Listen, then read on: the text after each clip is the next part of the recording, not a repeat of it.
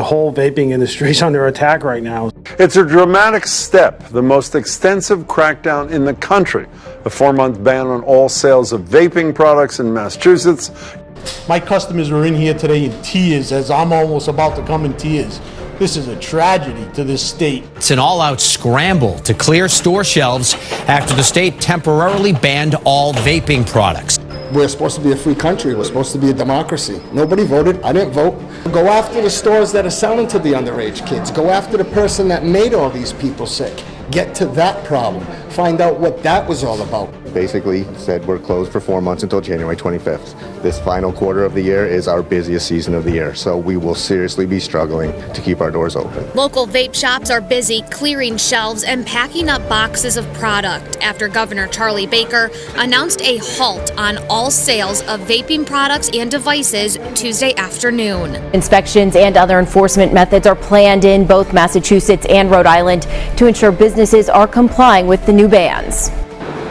I'm from the city of Quincy, and I have to ask you a question. Do you sell any vape products?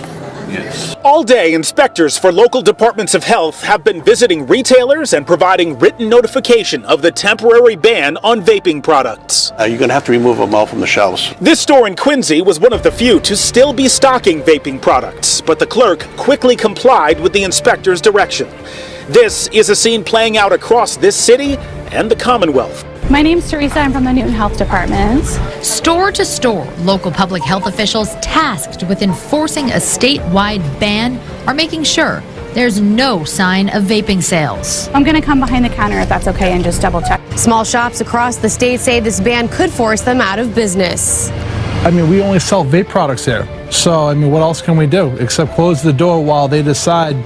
Robert Vallejo says he quit tobacco when he turned to vaping, but the ban could bring back old habits. For those that smoked tobacco for 30 years, it was a break in my life. Probably start smoking again. I don't have time to travel all the way to Connecticut for that.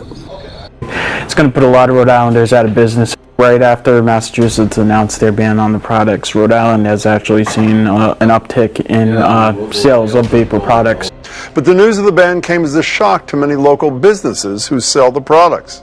It looks like we're gonna be potentially laying a bunch of people off, which is really unfortunate, and looking for another career. Others have also raised concerns the vaping ban may do more harm than good. Smoke shop in South Boston owner Andy Patel says he didn't wait for official notification by a city inspector. He and his team removed all their vaping inventory yesterday. He says vaping is 90% of his business. We have like $60,000 inventory. What are we going to do? We're just going to sit here and do nothing. We chatted this morning and you said you were in the process of packing up. Bans anything used to vape with. So no devices as well? No devices.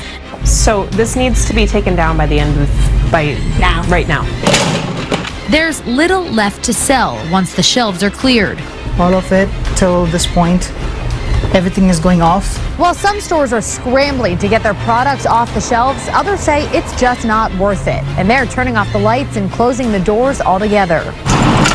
Vape Daddies is done. David Brashad owns 3 vape stores in the state. To be compliant with the new ban means to have no product to sell. No warning. I mean, we're sitting on a boatload of inventory that we can't sell. Instead, it's lights out.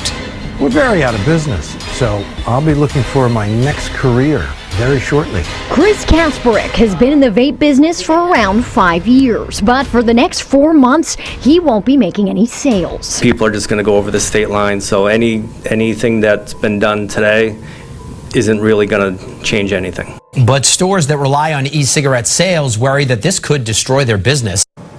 But so what?